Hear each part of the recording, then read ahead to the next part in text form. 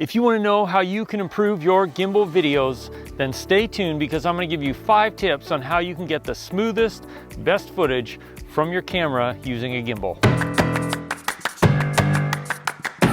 Hey, welcome to the channel. My name's Jake Sloan and I create content here on YouTube for solo creators like myself who are out creating content for YouTube or small commercial projects. So today we're going to talk about 5 ways you can improve your gimbal shots and get the best video when you're using a gimbal and a camera like I am right now.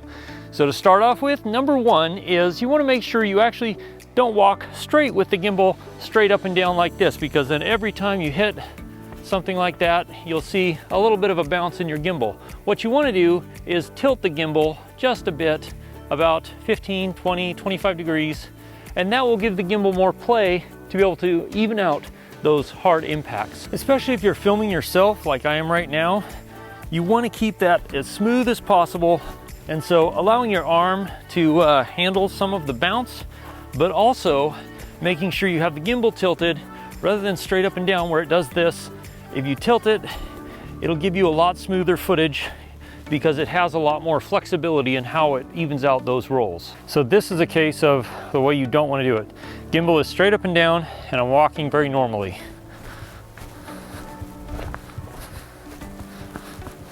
Now we're going to do it again, except for this time the gimbal's pitched forward about 20 degrees and I'm going to do the gimbal walk, which is heel toe, heel toe.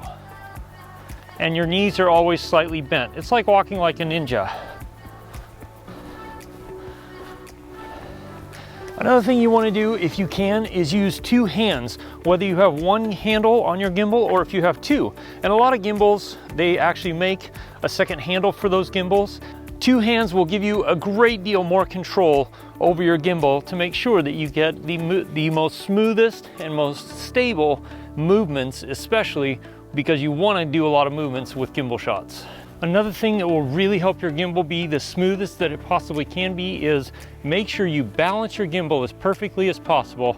And then if it has an auto tune function to set up the proper motor strength for your camera, then do the auto tune function before you start filming, because that will set everything on the gimbal to be the most optimum for the way the gimbal needs to operate to smooth out your footage.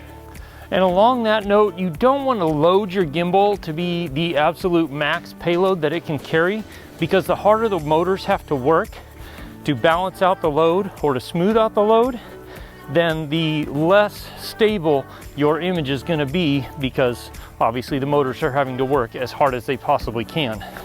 So getting a gimbal that's a little overpowered for your setup or a little bit bigger than the setup you need really helps in being able to get the more smooth, more cinematic footage.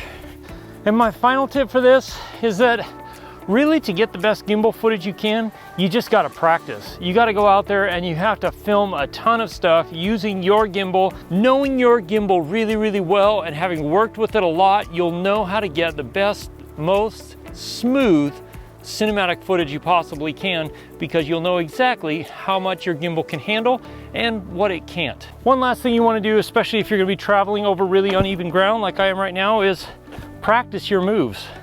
Go ahead and try them out before you actually do them to make sure you're kind of familiar with the ground, with the territory, and that you're not going to fall and hurt yourself when you do. Running through the shots before you actually do them will help you identify any problems that might arise that you're not really thinking about until you actually start the shot. It's really helpful, especially when you're doing something like this. Now I put together a playlist right here that shows you different ways, creative ways that you can use your gimbal to get more creative shots and use your gimbal to get more creative transitions. Click right there, I'll see you in one of those videos. And as always, if you have questions, you can reach out to me on Instagram or Twitter, and I'll do my best to answer them or ask in the comments below. Cheers.